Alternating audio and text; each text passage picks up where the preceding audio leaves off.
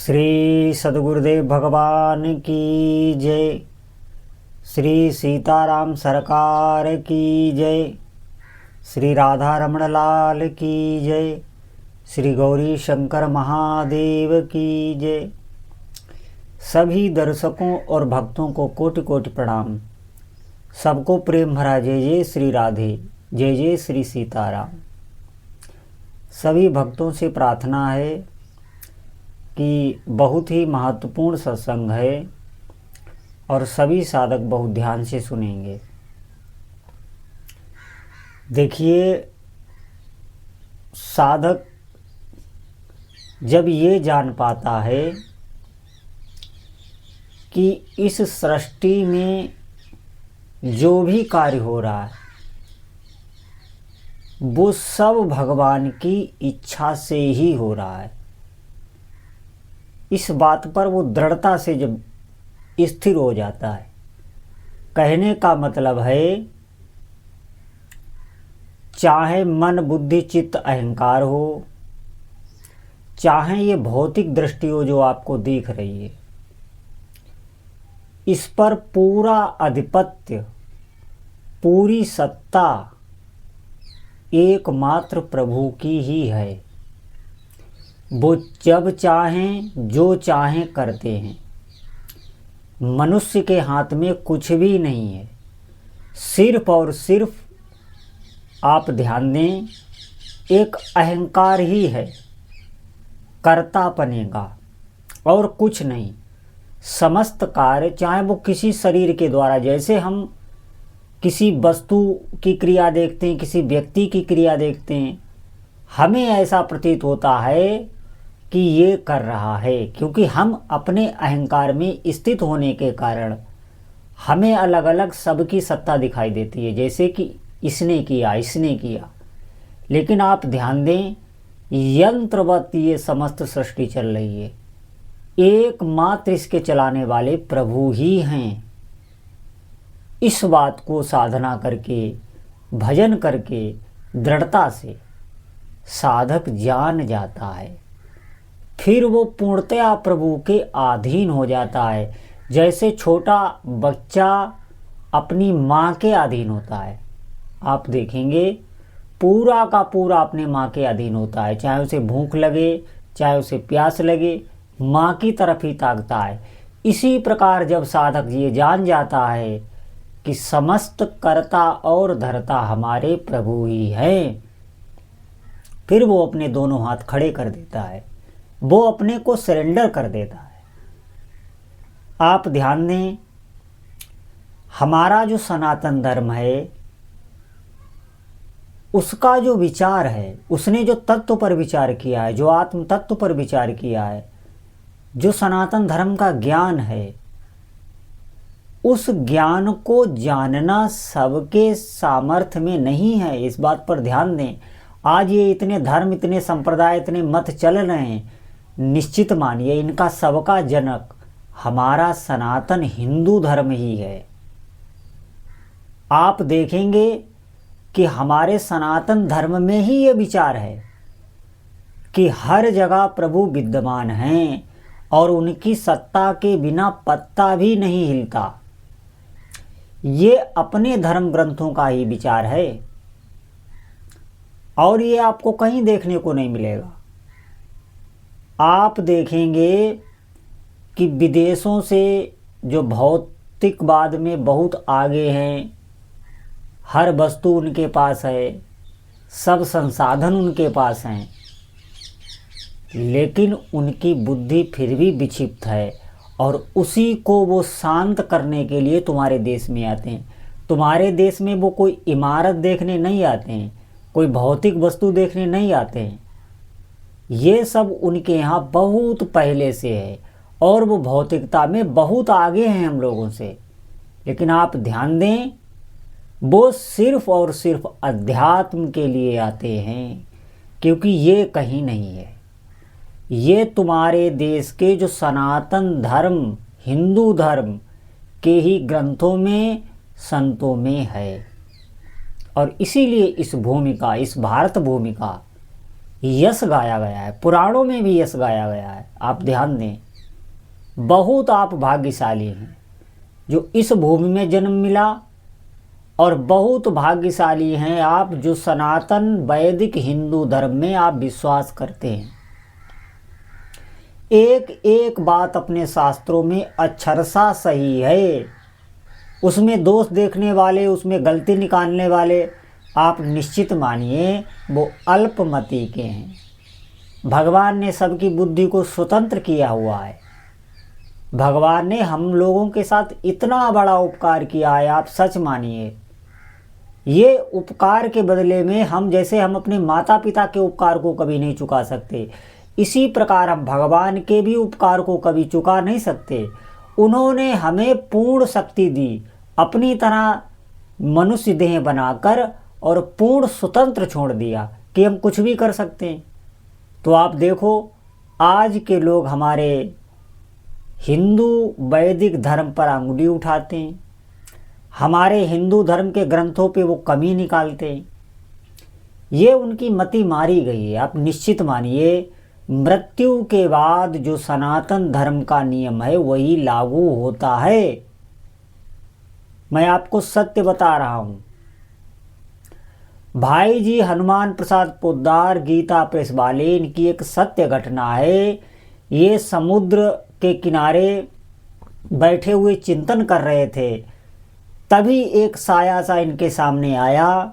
भाई जी सिद्ध पुरुष थे, उन्होंने उससे बात की तो वो भूत योनि में था, और उसने बताया कि मैं पहले क्रिश्चियन था, और उसने अपनी मकान नंबर, गली नंबर सब बताया।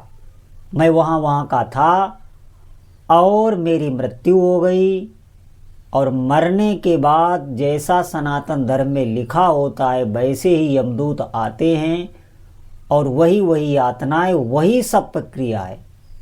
अब मेरी मुक्ति कराइए। उसने भाई जी से कहा कि आपके भजन के प्रभाव से मुझे यहाँ शांति मिली और मुझे ये देह मिल गया। आप देखें, एक सत्पुरुष जो भजन करने में तत्पर है, भगवान के भजन में लीन है, उसमें इतनी सामर्थ्य है कि भूत प्रेत वहाँ पर आके बोल सकते हैं, अपनी बात कर लेते हैं।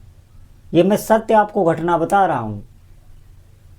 फिर स्वामी जी हनुमान प्रसाद पोद्दार ने उसका गया में जाके पिंडदान और जो भी वैदिक कार्य होते हैं वो किए, और फिर जब वो गया तो वो उनसे मिल के गया कि हाँ अब मेरी मुक्ति हो गई, अब हमारे आगे का मार्ग खुल गया।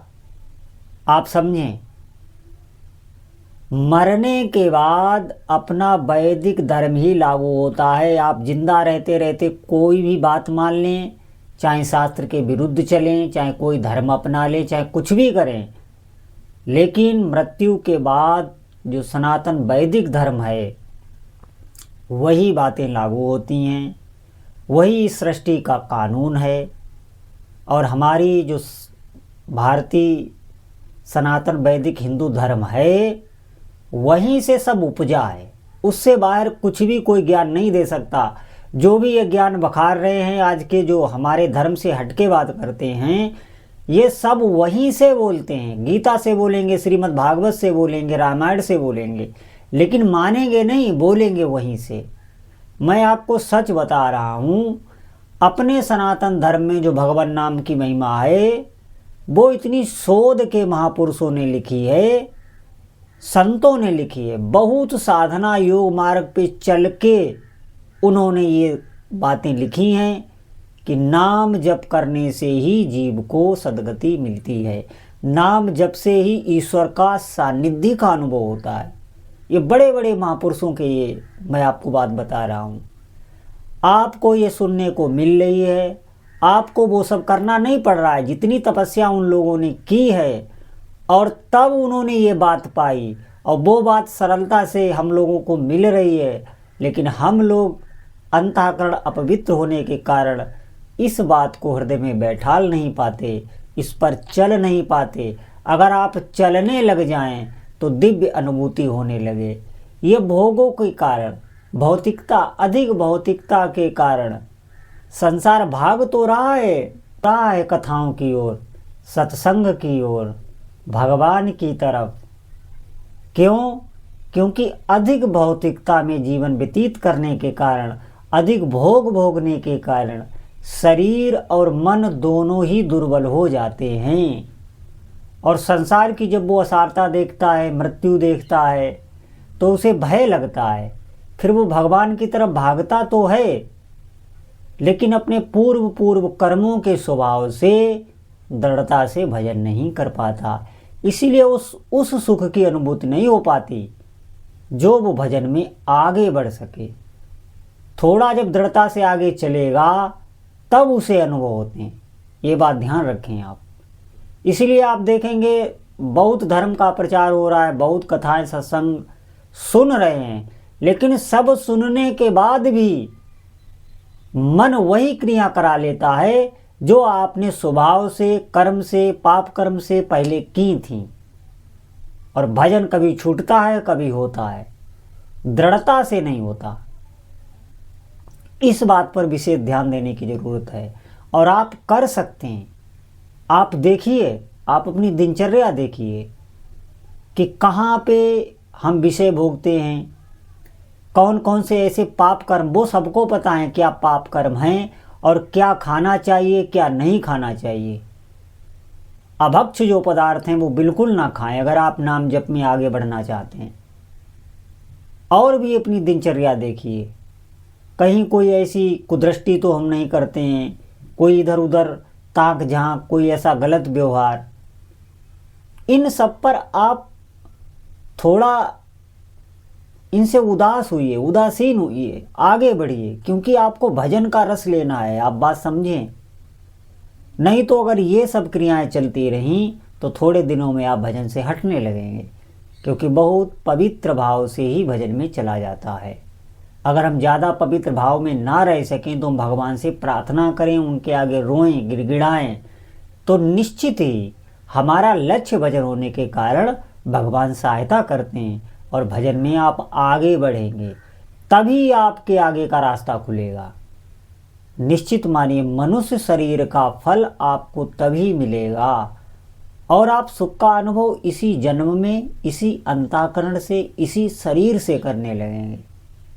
ये ऐसा नहीं है काल्पनिक कि मरने के बाद मोक्ष की प्राप्ति, मुक्ति की प्राप्ति होती है।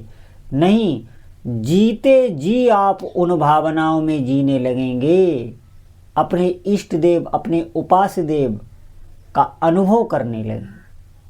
तो सभी साधकों से प्रार्थना है, नाम जप ही अधिक से अधिक करें, क्योंकि इस कलिकाल में पवित्रता धारण करना, शौच आदि का ज्ञान ना होने के कारण हम और कोई तप नहीं कर सकते। नाम जप आप किसी भी अवस्था में कर सकते हैं। और मैं बार बार यही कहता हूँ, चाहे जो आपकी मनोकामना हो, जो अभिष्ट हो, सब कुछ प्रदान करने में नाम जप समर्थ है। आप आज से ही अधिक से अधिक भगवान नाम जप करें और ज्यों ज्यों आप जप में आगे बढ़ेंगे त्यों त्यों आपको अनुभूतियाँ आगे बढ़ाएंगी। तो सभी साधकों से प्रार्थना है, अधिक से अधिक भगवान नाम जप करें। बोलो जय जय श्री सीताराम।